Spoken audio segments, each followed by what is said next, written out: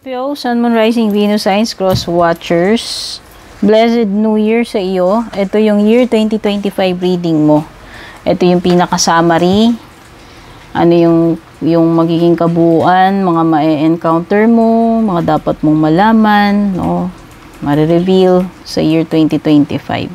Maraming salamat Scorpio sa patuloy na pagsubaybay, suporta. Palagi akong grateful, malaking tulong yung mga nag-like, follow, subscribe, mga laging nag-share ng mga readings, nanonood ng mga readings, nag-i-interact, comment, yung mga nag-a-avail ng private readings, membership, subscription. Pati na rin yung mga hindi nag-skip ng mga ads natin.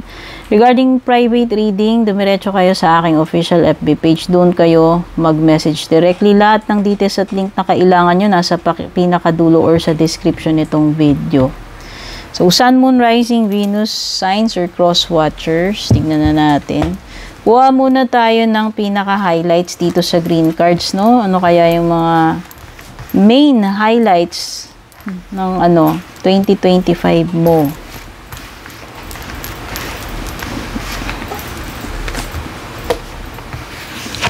Scorpio, meron kang health, meron kang marriage.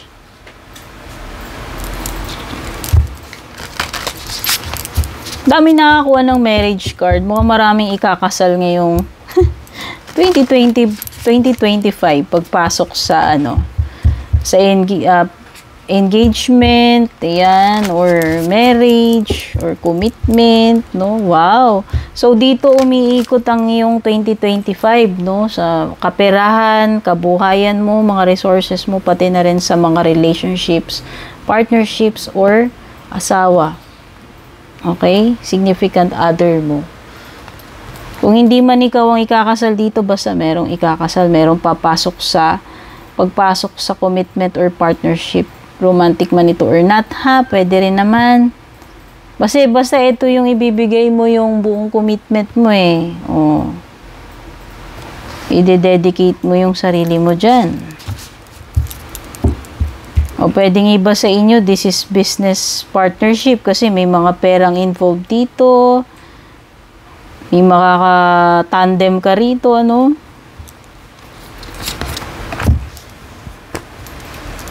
Meron ka rin your hard work is pay off. Wow, magbubunga talaga yung mga pinaghirapan mo ngayong 2025. Why? Makikita mo naman. Itong wealth card, ibig sabihin kasaganaan, kayamanan. Stability, maraming datong, abundant.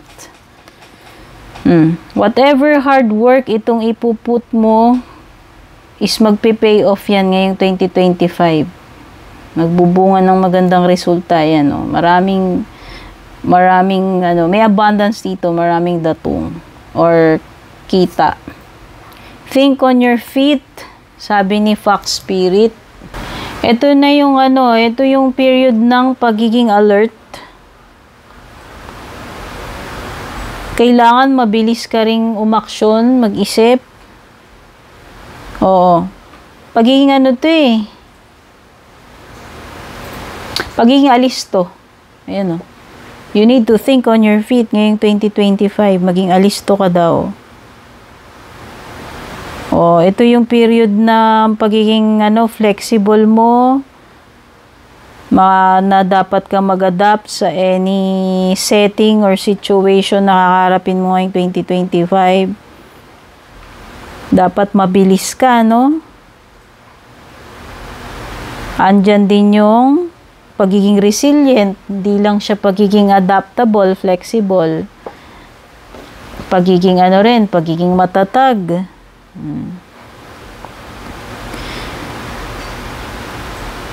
Ito yung time na dapat hindi ka mag-hesitate.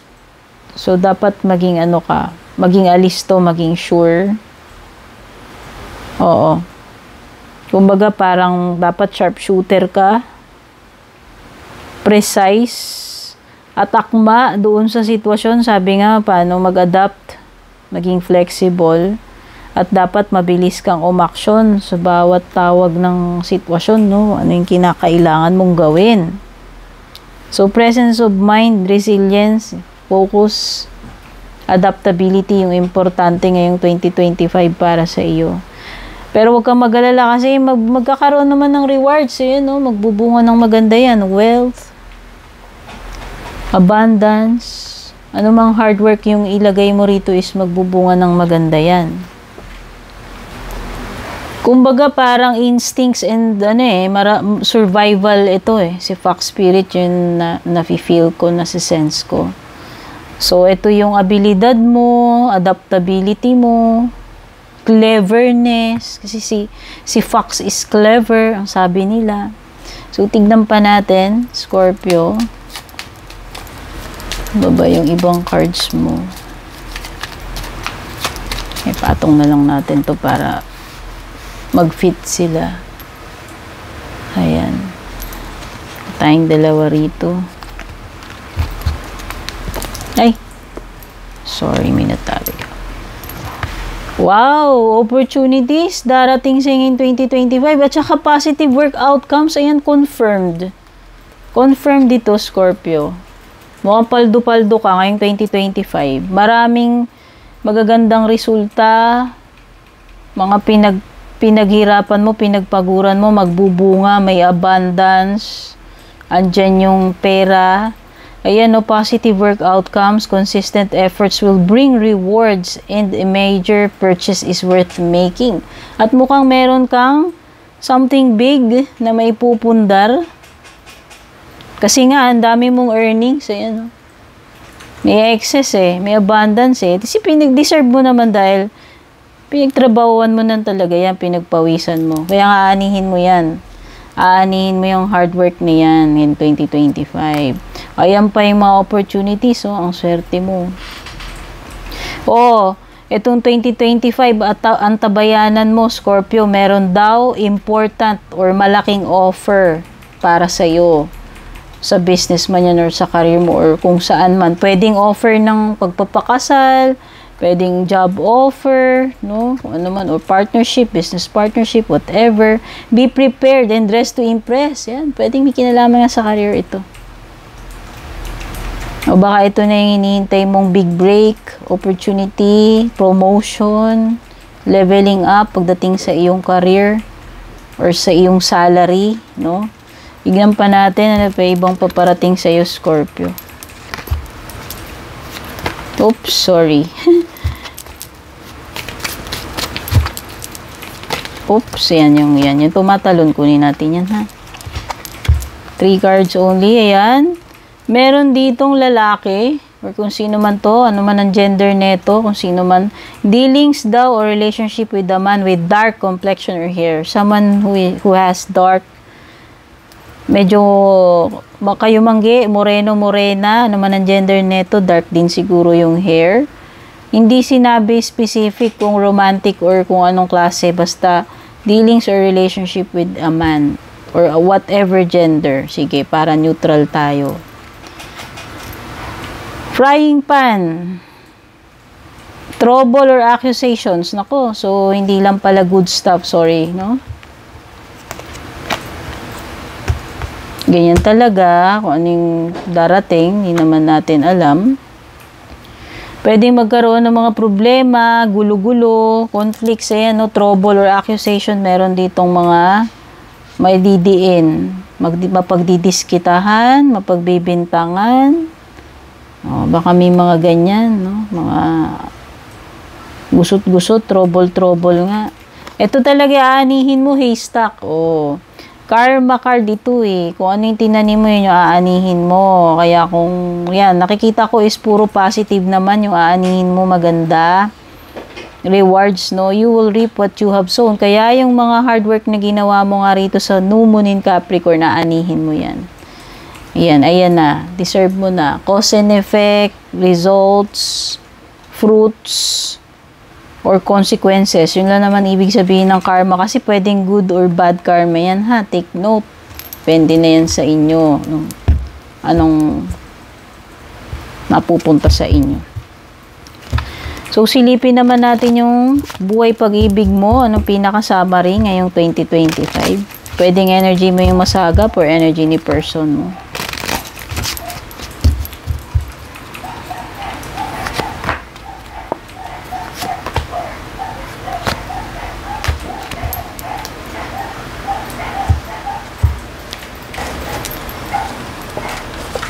Wow! Meron talagang destiny dito. Baka talagang iba, mapapakasal na kayo.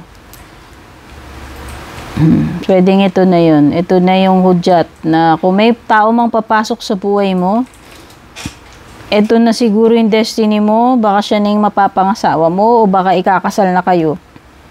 Yang taon na yan. Ayan, no? Pwedeng iba dito, baka past nyo to. Kasi parang nasa-sense dito, parang hindi kayo nag-give up sa isa't isa eh.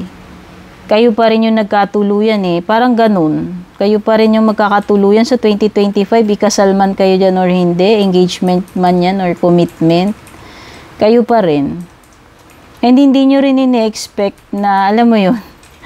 Meron kasing mga unexpected dito. So siguro may mga surprises, Scorpio, sabihin na natin. Pwedeng may mga bagay dito na hindi nyo naman talaga pinlano pero yun yung naging outcome eh. Na doon yung babagsakan ninyo eh. So yan yung na-pick up ko sa love life mo, summary. Papa tayo ng other messages sa tarot cards.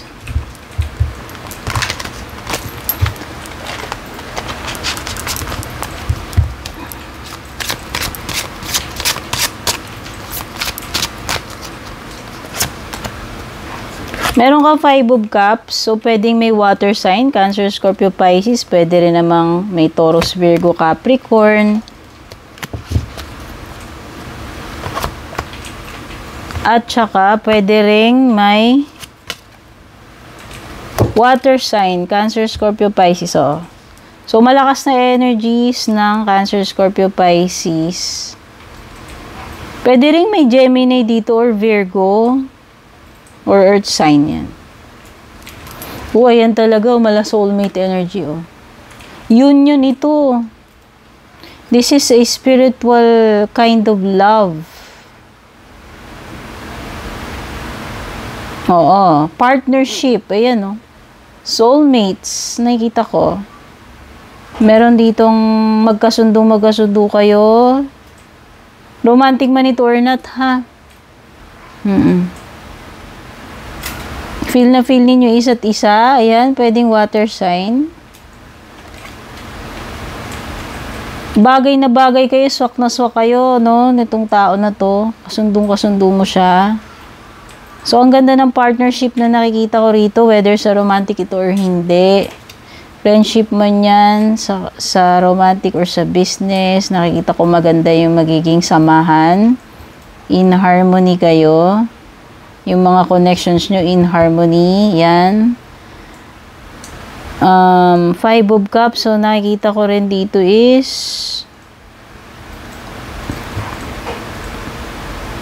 pwedeng iba meron kayong mga panghihinayangan ngayong 2025, ha. Pwedeng may mga mapapalagpas kayo dyan, pwedeng may mga masasayang, mawawala, ile-let go, or ire-regret. Pwede rin naman na may mga bagay ka na maaari mong pagsisiyan ngayong 2025. Merong mga frustrations, disappointment, pwede rin naman.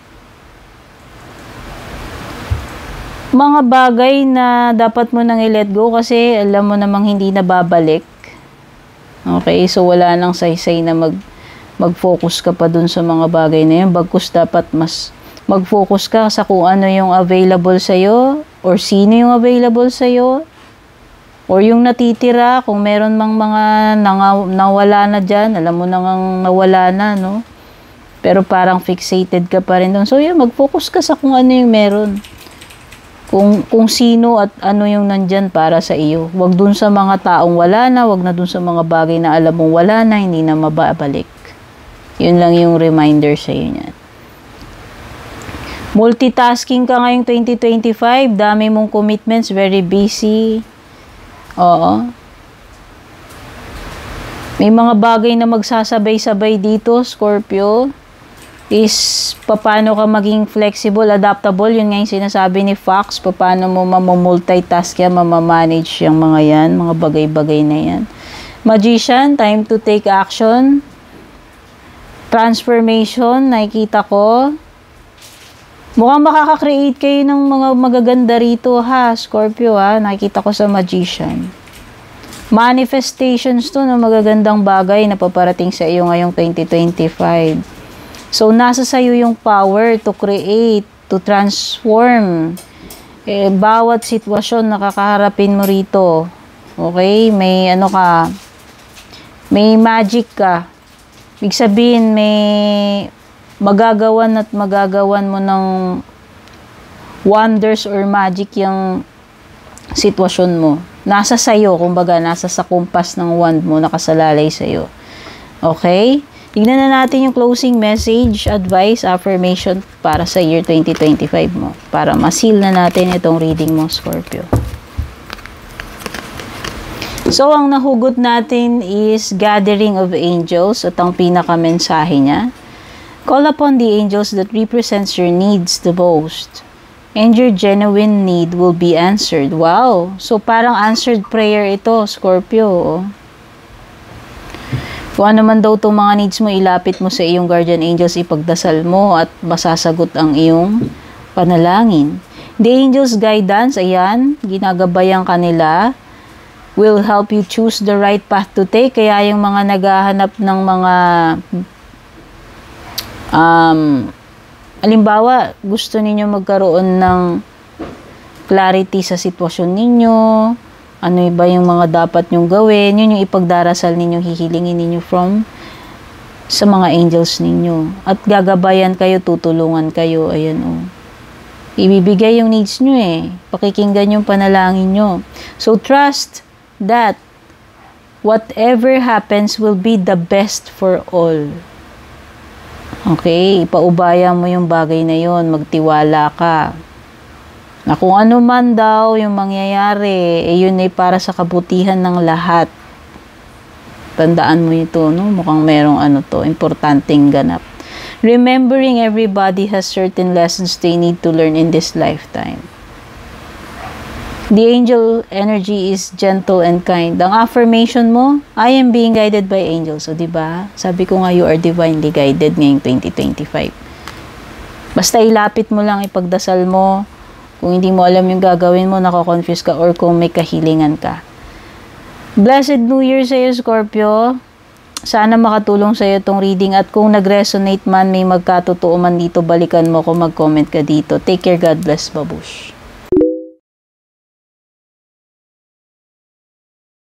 And kung balak nyo pong mag-book or mag-inquire ng personal readings ko, basahin nyo lamang po itong nakasulat sa screen or yung nakalagay sa description.